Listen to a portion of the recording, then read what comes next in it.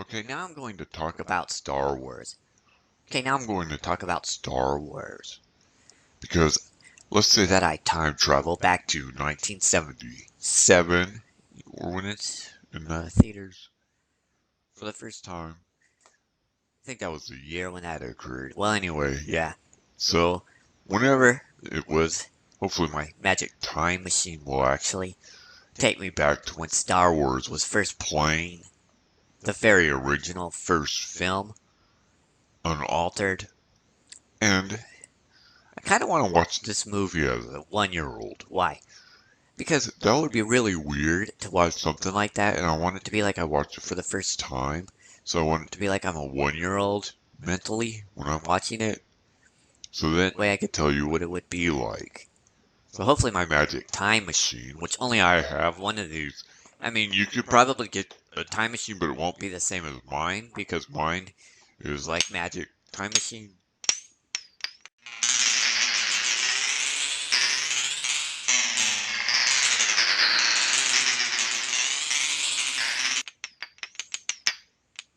Okay, I'm back. Wow, that was great. It always feels kind of relaxing when you time travel, and then when you get back, it feels like you had a back massage or something. It feels really great.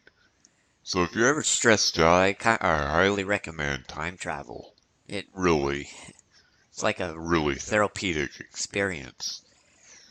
So anyway, yeah, I watched the movie as a 1-year-old, and I'll tell you everything about the movie and what it was like. Star Wars, watching it as a 1-year-old. The first thing is that giant ship. You see it coming on the screen, chasing that little tiny ship. You feel so bad for that little ship. I mean, it's so scary because the ship it's beyond what you see. Now you just look at it, probably if you're older, and it doesn't seem like it doesn't seem as big as it does to that little kid who's a 1-year-old who's looking at it, because then this ship just seems to go on forever, and there's that little ship, and it feels so scary to see that little ship being attacked by that big giant ship. I mean, it's a very intimidating scene for a 1-year-old. Then those guys are huddled up with their guns pointed at the door. You see that the stormtroopers break free, and you feel bad for them. And especially when they get captured and you see them, you're like imagining, oh, those guys, they must be the way they must feel, because they're being captured and you see people dying too, plus their friends being killed. The whole thing, you get this feeling of helplessness for them. And the stormtroopers look scary, so it just seems like such fear that must have overtaken them, and such helplessness. Then Princess Leia, when she gets blasted, there's that feeling of helplessness when she's being brought to Darth Vader, who strangled that guy. Well, he lifted him up by his neck. He was lifting that guy up by his neck. And that's intimidating. And you're thinking to yourself, as that 1-year-old, if this is all real or not. Because I'm in a car with a sunroof, so I'm looking up at the sky, and you see, because we're at the drive-in theater. Yeah, you could watch movies back then at the drive-in theater. And I'm pretty sure a lot of people watch Star Wars for the very first time at a drive-in theater. And also, a lot of people think drive-in, like, that's where people went on dates and stuff, but that's not even the case. I mean, like, yeah, people did that, but this was something that another thing that people did was they'd take their whole family and go to the drive-in movie theater. You could be in your pajamas with a blanket and pillows and the whole family in the car watching that movie. Yes, that's just how it used to be back then. You would have like a little cartoon thing before the movie even begins. And then a preview for, I don't know, Superman or something. And you're thinking, oh, it looks like a pretty cool movie, but you're only 1 year old, so you don't know what reality is anyway. So then, we move ahead in time to where C-3PO and R2-D2 have escaped in the escape pod, and you see them being captured, and there's that feeling of helplessness. So this whole time, you have a feeling of intimidation from the dark side. All of the dark side gives you this huge feeling of intimidation. And then, the other ones, you feel that they're so helpless. the good guys. You feel that they're helpless. Is C-3PO a good guy? Does he count? Yeah. I mean, if you were hanging out with him, would you get in an argument with him? Maybe, because he talks a lot. But I would have to say, nothing bad about C-3PO. You could say he's a good guy. R2-D2, I don't know what he's saying, because you can't understand a word he says, but somehow Luke can. R2-D2, that's right, R2. So, coordinates for the Haas system. No, R2. I'll take it manually from here. Shut up, R2. I'm trying to drive. So then, let's go now to the next thing is when you meet Obi-Wan Kenobi, and those things were scary, the sand creatures. To a kid, they were the scariest ones so far in the whole movie, even scarier than Darth Vader. They just come out and go, and you know, the noises they make, and then they're scared as all fuck scared as all anything when they see Mr. Obi-Wan Kenobi come onto the scene. And he was kind of a scary guy to see, because he's got like this hood over his head, and when he talks to him, and that part never really leaves the little kid, you're still kind of afraid of him. Even throughout the whole movie, just from the way when he first walked up there.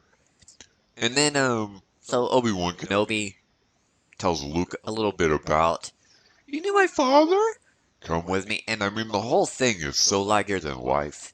It seems so massive, all this background that you get this little pieces of it, but it seems so massive just hearing these things. You knew my father? My father fought in the clone. I want to go to Tashi Station to pick up some power converters. So yeah, now he's buying the robots, and that looks even crazy. I mean, it's scary to watch these robots, because as a 1-year-old, you're wondering if all this is real, and it just feels weird, because you're used to being around people, and you see these robots, and they're so realistic, so they become real to you. And, when all of a sudden R2-D2 had gone to go look for him and C-3PO was whining about it, what? He was like, I'm sorry. And the whole way that happened was so dramatic. And they're going to look for all those little droids going to get me in a lot of trouble. So they go looking for him, and then sand people, great. Oh, come on, let's take a look, or whatever they're talking about. Oh, or wait, no, was this when they? Well, I'm just going off memory. I'm not watching the film right now. There's a giant thing, and the stormtroopers had because they had actually destroyed this transport vehicle and left the Jawas all lying dead, pools of death, where that I didn't understand what was going on at that point, really, except that I knew that that those stormtroopers, you don't mess around with them. So they look at them back home, and you can't really tell that they've been burnt in their corpses as parents. When you're that young, you don't know exactly what happened, you just know that they're dead, and there's smoke coming out. And one of the most memorable scenes, probably the most memorable scene of the whole movie, well no, it's not, actually. One of the most memorable scenes is the scene where Luke is standing there and like the music is playing and it's so dramatic and there's a desert area. And this is this is when they did Star Wars right. I mean, it's so awesome, everything, up until this point. So, just going back and saying the dark side of the whole evil empire is so intimidating. And then he strangles that guy who's talking bad about him. And, the Force is just a joke and blah, blah, blah, whatever he said. And in his words, he was making a joke about out of the Force and that old ancient religion and Darth Vader strangling him. Imagine how that guy would have felt. Because he's probably trying to pretend it doesn't hurt him. And then and he's making him look a fool in front of everybody else. And then somewhere in his mind, he had the balls to do that to Darth Vader. Because look at how Darth Vader looks. And you know he doesn't mess around. So it's just like, he must have had a bad day that day. And he was just looking for trouble. Like, he was probably like a masochist at that point. He probably wanted, he wanted to feel some pain or something to hurt himself. Like, he was just probably had a bad life, and he was just he was just looking for trouble that day. So okay, there.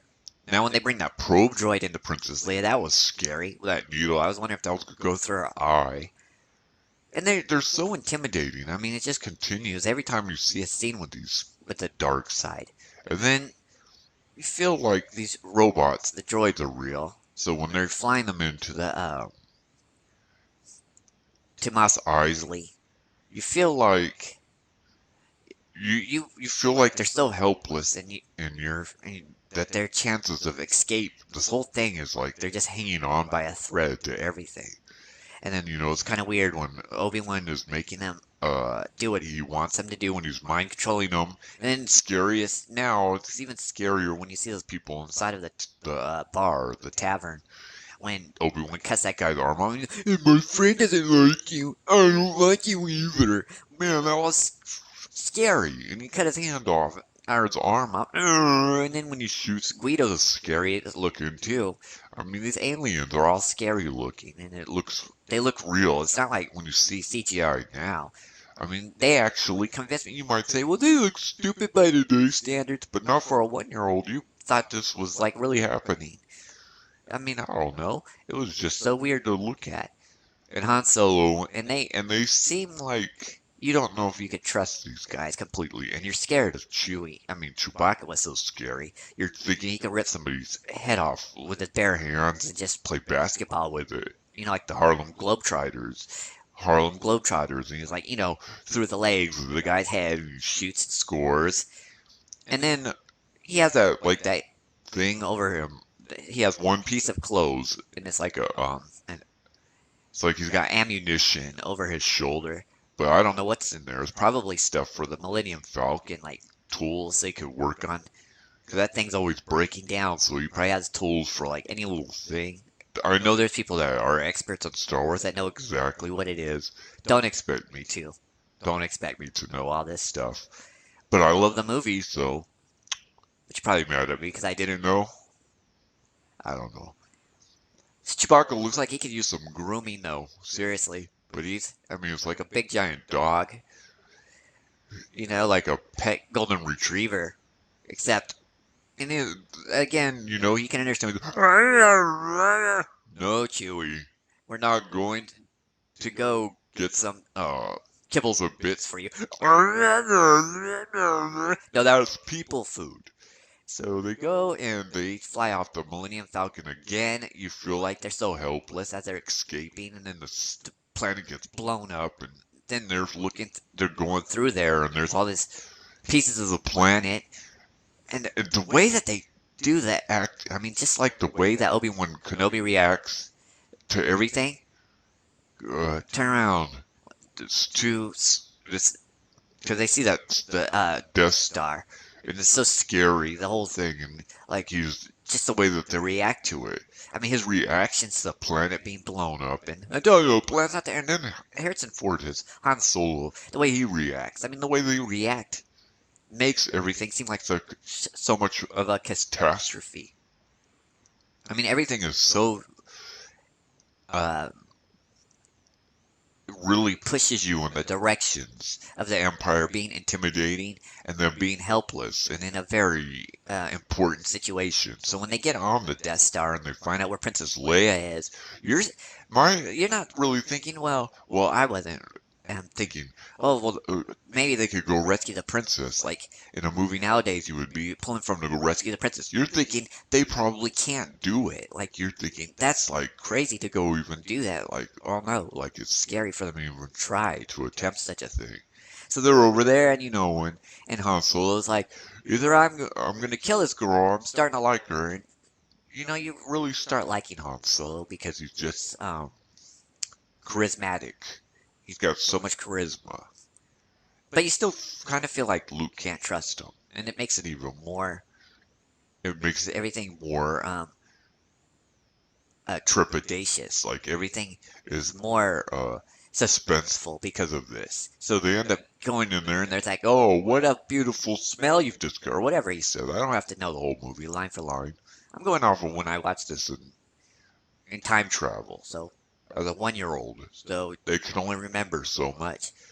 So, there's giant monsters under there, or however big it is, and he pulls them under, and it's got the water on them, and it's so unbelievable to think of what kind of thing might be down there.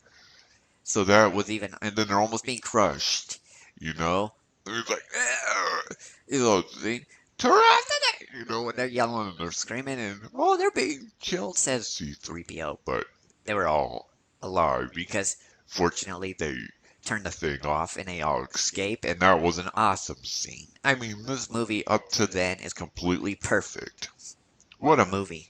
And there's people who might say, well, you could have did this. But I mean, give me a break. This movie is so awesome up until this point already. So then they escape, and then Han chases those stormtroopers down. And they don't know what's coming for him. I mean, if they see this guy's got the balls to chase him like that, he must be up to something, right? So they go running off like their minds are all, they're clones anyway, so their minds are all probably thinking the same thing. And then they take inventory of what's actually chasing them, and then they're chasing him. And Han, he's probably done this a few times before, so he knows he knows that he could trick them probably into, if he goes running at him like crazy, kind of like the Romans did when they ran at those elephants and scared the elephants into charging their own lines. Sometimes that stuff works, maybe, the stormtroopers even. So then he runs back, and Princess Leia is actually impressed, even though she doesn't say anything directly to show that. You could just tell. So they have a really cool relationship, him and her. I like the way that they did it. It's more realistic than the Padme Anakin relationship. Sorry. And then like they bring this battle between Obi-Wan Kenobi and Darth Vader together. The two of them, it's unbelievable when they bring these two together. Just the way that it feels at this point. And you feel so scared for Obi-Wan Kenobi that he's actually taking on Darth Vader because of Darth Vader's aura of fear that has been built up by just the stuff that he's done in this one movie so far. So when he cuts him down, no! It just takes the life right out of you. Like, wow. And because, as a little kid watching him disappear like that and the way he did it, he just stood there. And you're still thinking, you feel like a loss inside after this. You feel like you're looking up at outer space and you're thinking all this is happening out there because you're looking up at the stars. So, what stars you can see, of course.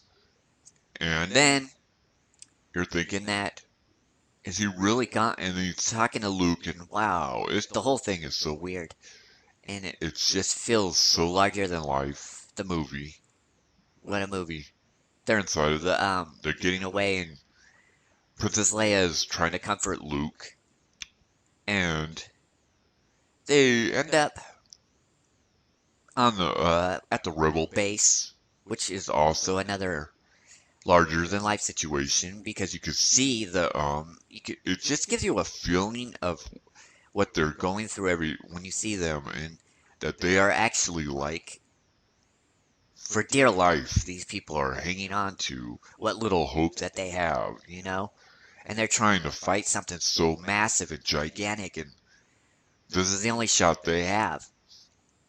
So the space battle at the end, when they're out there, and Darth Vader is flying behind Luke, and he keeps, I don't know what he's getting, like a very good read on them or something when he's twisting that thing. There could be so many things that, maybe his ship was having a malfunction. He's trying to fix something, but so he's messing around with that, and he probably just, because he was so curious about the force that he was feeling from Luke, he just didn't want to kill him because he was not completely sure that that's what he wanted to do. And here comes Han Solo, and it was awesome. Like, he comes, saves the day, and the way they did that whole scene, every time somebody died in that scene, when you saw somebody get shot down, you feel bad for them. That's when a movie, that just shows how good this movie is, because they did that so perfect. George Lucas made this movie? Now you would say, like, George Lucas made this movie? I mean, that's how the feeling. It used to be like George Lucas made this movie. Yeah, yeah. George Lucas made this movie. Now imagine if you had Jar Jar Binks in this movie. What would have happened? But Chewbacca was very scary, though. The way that when they were had him handcuffed and he breaks free and starts smashing people's faces in, and Han Solo, the way he handled that situation. Oh, we're all fine here. The way that they played their characters, perfect. Because you get the feeling of each one. Han Solo, you don't know if you can trust him, but you like him. He's got this charisma. Luke, you feel like he's so he's growing into something. He starts so small, and he's got a thirst for adventure, but you feel like he is vulnerable.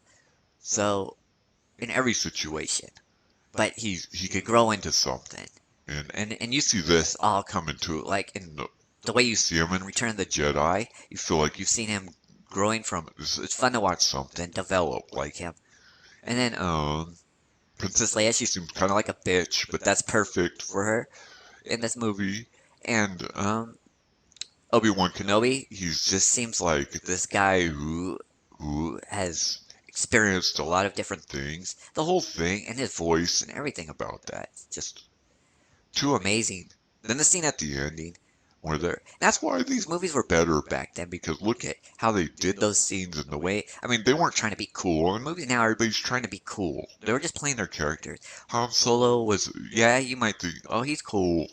But they're just playing their character. They're not trying to be cool, like, when something's happening. It has this feeling of reality to it. This higher standard of movie making. That's why those other ones, why you had Jar Jar Binks, is because that was the 90s style of making movies, was putting stupid characters like that in a movie and trying to make the audience love it.